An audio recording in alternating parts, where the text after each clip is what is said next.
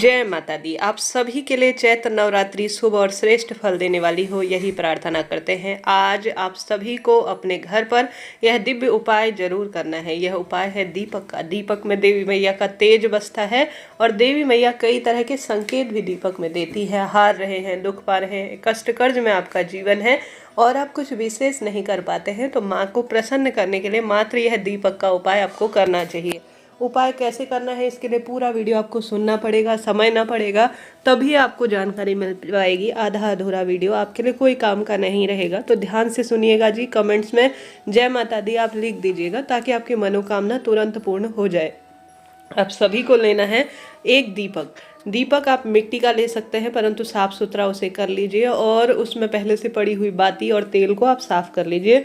यह उपाय आप संभव हो तो सुबह शाम रोज करें, नहीं तो आपके जब इच्छा हो, चाहे तो एक बार सुबह कर सकते हैं, कभी कभी शाम को भी कर सकते हैं, परंतु शाम को करते हैं तो ज़्यादा शुभ और श्रेष्ठ यह परिणाम देता है। और इसे करने का सबसे अच्छा समय है हल्की सी रोशनी हो, हल्का सा अंधेरा हो। हालांकि कई भक्तजन जो ऑफिस से देर तक आते हैं तो वह देर रात्रि तक भी कर सकते हैं, कोई दिक्कत की बात नहीं है। उपाय करने के लिए घी या तिल के तेल का ही प्रयोग करें। इस दीपक को लगाते हुए आप कुलदेवी मैया, माँ लक्ष्मी और माता रानी के सभी स्वरूपों का स्मरण जरूर कीजिएगा। आप जानते होंगे हल्दी माँ को बहुत प्रिय है और हल्दी सुख सौभाग्य के सूचक के रूप में भी जानी जाती है। तो सबसे पहले आटे का या मिट्टी का आप जब दीपक लेंगे उसमें एक चुटकी हल्दी डाल दीजिएगा, ठीक है। और हल्दी के साथ ही कमल गट्टा, माँ कमल पुष्प में विराजती हैं, आप सब जानते होंगे। ओम महालक्ष्मी नमः, ओम जो है शक्ति स्वरूपाय नमः, ओम कुलदेव्यै नमः। इस तरह से आप माता रानी के सभी स्वरूपों का ज़्यादा से ज़्यादा ध्यान करते हुए इस दीपक में एक चुटकी हल्दी और एक कमल गट्टा आप डाल दीजिएगा। इस उपाय को रोज आप इन 8 दिनों की नवरात्रि में कर सकते हैं, बहुत शुभ रहेगा। और इसमें आप लंबी बत्ती का प्रयोग करें, ठीक है। लंबी बत्ती को आप ध्यान से अच्छी तरह से अपने हाथों से बना सकते हैं, बाजार से भी ला सकते हैं, लाल कलावा की भी बाती बना सकते हैं, इच्छा आपकी है। पहला उपाय जो करना है उसे ले जाना है आपको अपने घर के दरवाजे पर। रात्रि के समय आप सभी को घर के दरवाजे पर दाहिने हाथ की ओर और दीपक का मुख आपके घर की ओर होना चाहिए, अंदर की ओर। इससे धन में बढ़ोतरी होती है, वंश की बढ़ोतरी होती है और हमेशा सुख सौभाग्य बढ़ता चला जाता है, मान सम्मान में वृद्धि होती है, बिजनेस में वृद्धि होते चले जाती है। तो लंबी बत्ती का दीपक जिसमें एक चुटकी हल्दी आपको डालनी है और माता रानी के सभी स्वरूपों का ध्यान करते हुए आप उसमें कमल गट्टा जरूर डालें और इस दीपक को अपने घर के दरवाजे पर अंदर की ओर मुख करते हुए आपको प्रज्वलित कर देना है। हमेशा दीपक आपके दाहिने हाथ की ओर होना चाहिए, इस बात का ध्यान रखते हुए इस दीपक के नीचे थोड़ा सा चावल का आसन जरूर दे दीजिएगा या फूल का आसन दे सकते हैं। चावल साक्षात माँ लक्ष्मी स्वरूप में माने जाते हैं, तो थोड़ा चावल का आसन देकर लंबी बत्ती का दीपक जिसमें एक चुटकी हल्दी और कमल गट्टा आपको डालना है, इसे शाम के समय आप प्रज्वलित कर दीजिएगा। इससे आपके घर में हमेशा ही बरकत होगी, सुख समृद्धि का वास होगा, रोग दोष कष्ट संकट पीड़ा का निदान हो जाएगा।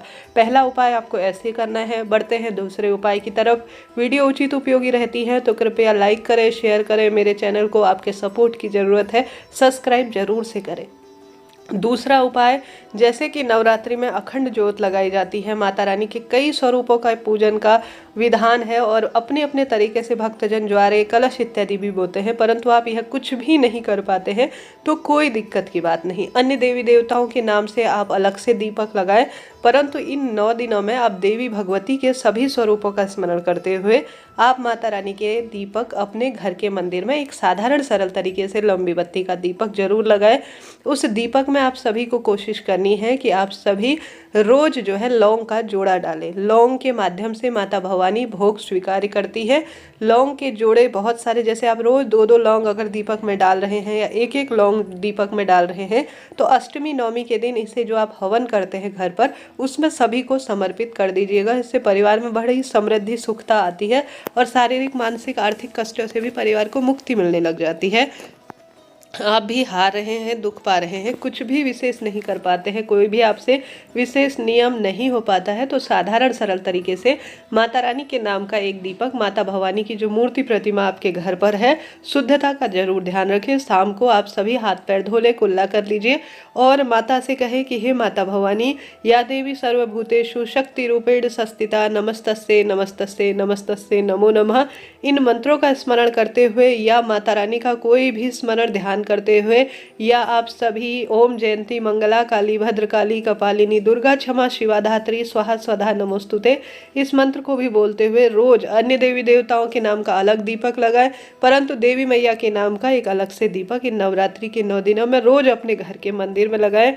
इस कार्य को करने से ही आपको पूरे व्रतों का, पूरे उपवास का संपूर्ण फल मिल जाएगा और सुख समृद्धि का वास आपके परिवार में अपने आप ही हो जाएगा। हार रहे हैं, दुख पा रहे हैं, कष्ट कर्ज में जीवन है, तो आप इन नवरात्रि में इस नियम को बांध कर देखिए। कैसी भी दुख तकलीफ होगी, कैसी भी परेशानी होगी, उसका निदान तो होना ही है। तो इस तरह से आपको यह 2 उपाय करने हैं, एक पहला वाला घर के दरवाजे पर, एक यह अपने घर के मंदिर में। इस तरह से माता भगवती बहुत प्रसन्न होती हैं। कहा जाता है नवरात्रि के 9 दिनों में देवी मैया अपने सिंह में सवार होकर इस धरती पर भ्रमण करती हैं, देखती है कि कैसे मेरे घर पर किस तरह से मुझे याद किया जा रहा है, कैसे मेरे देवी भागवत का पाठ किया जा रहा है, किस तरह से भक्तजन अपने घर में सुख समृद्धि के स्वरूप में, मेरे जीवन में सुंदर स्वरूप में उतार रहे हैं। आचरण अपना अच्छा रखिएगा, गलत संगत, गलत आदत, झूठ, छल कपट, इन सभी चीज़ों से इन 9 दिनों में अपने घर को बचाए रखें। रोज नमक युक्त पोछा अपने घर पर लगाएं।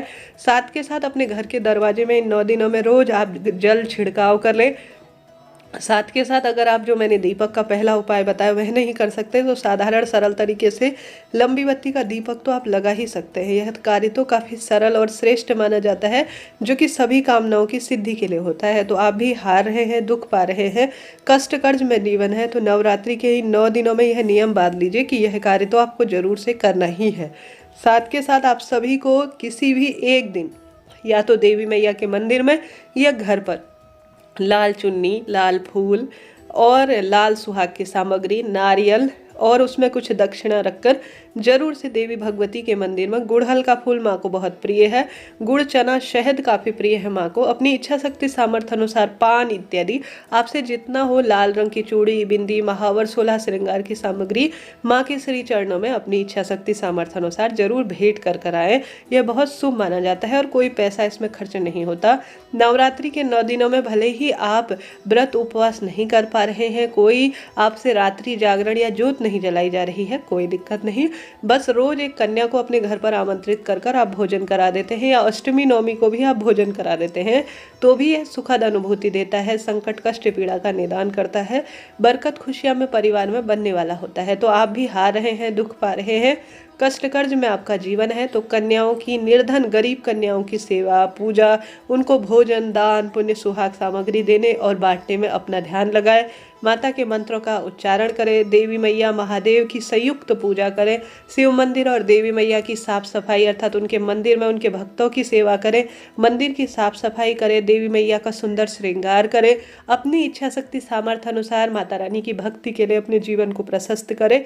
फिर देखें कैसी जीवन में कल्याण होता है, संकट कटता है और दुख दरिद्रता का अंत तो हो ही जाता है। आशा है, उम्मीद है यह वीडियो आपके लिए जानकारीप्रद रहा होगा। तो कमेंट्स में जय माता दी लिखिएगा। इससे पहले रोग मुक्ति का महा उपाय बताया गया है, आप करिएगा।